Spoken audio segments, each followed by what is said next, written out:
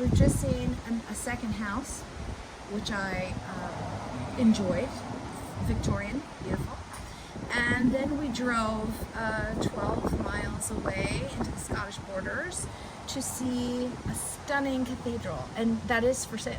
And now we are over at one of the ruins, the Abbey ruins, that absolutely takes my breath away, if I had any breath to give, because the breath was just stolen by the cathedral. Like, that is, I have just seen a vision of my dream. As excited as I can get about castles, I think there's something about a cathedral or a chapel that just sends me into euphoria. Now, this happens for Silas with castles, but for me, it's all about the church, maybe.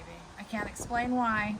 Maybe the witch in me wants to ignite a little revenge. I don't know, but there's magic and mystery in a church, and now I'm all hot and bothered. In the good way, not in the way I was in the 16th century. And this is where I have to tell you that we, as in love as we can be with a property here, there are so many hurdles to get through, because maybe you didn't know like I did, maybe you don't know the way I didn't know what it was going to take for us to be able to acquire a property over here. So first, we have to go ahead and go through our citizenship papers and get a yes on those, and that hasn't come in yet, and they refuse to tell us at this point when or even if that's going to happen. So it's completely up in the air. But then the real estate process works very differently here than it does in the United States. The first thing we have to do, besides find it, which is also difficult because you can't just target one area and get one realtor and work with one realtor. Sometimes a property only lists with one realtor and there's no MLS. So there's a bazillion sites, there's a bazillion realtors, but even if you want to go over to the next town, you may not find that listing unless you go to the town's listing agent. So finding it is already a challenge. And then when you find something, you have to retain a lawyer. And the lawyer sends a note of interest. Once your note of interest is done, you have to get all your finances together. So unless you're paying cash, you have to go through the procedure of giving them your blood type and your pap smear and your dating history and all of the various things that they're going to want to know, that you're not going to run off with their property or their money or their credit, whatever. And so your solicitor, which is their fancy name for a lawyer, will note your interest in a property. Well, that's all well and good. That lets the person who's selling it know that there's an interest and you're kind of working on it. Then there's the whole thing about the price. Very few properties over here I've run into have a fixed price. Most of them have a offers over, which means they're giving you one price to work with, but you're expected somehow to do a hula dance of intuition and know how you should come in on price. So you're basically bidding on the house when you decide to put in your offer, your formal offer. So then you put in your formal offer, and you can't do that until you have all your finances together. And then you wait to hear back if they're going to accept you or not. And then you go through all of the surveys and the ups and downs of making sure that everything really is what they say it is. So we have a long process to go through just to make sure that we can get what we want. Hang on a second. Hello. So all of that is just to say, my lovely Abbey keeper just came by to let us know that he was locking up.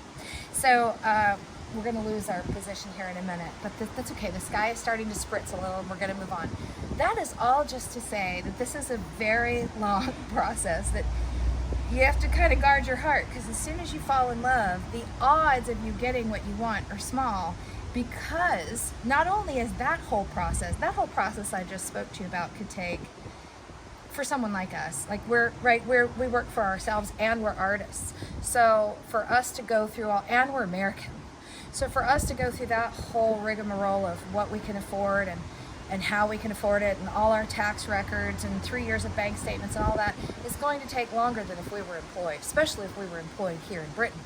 So you got this long uphill trajectory. And so that's on this hand. You have this long process that you have to work with. But what's on this hand is that the average property in normal times spends about 60 days on the market. Now that, to me, that's unheard of. I know nothing, right? I know nothing about that, because in the States, I might find a house and it's been on the market 3 years before I stumble upon it and decide I fall in love with it. Here, you blink and it's gone.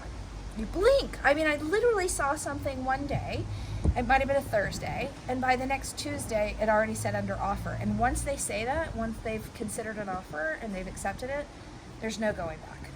So, also, a real estate person I spoke to the other day said that since COVID began and people are beginning to kind of reprioritize their life, that the market has doubled. So demand for spaces has increased 100% since March.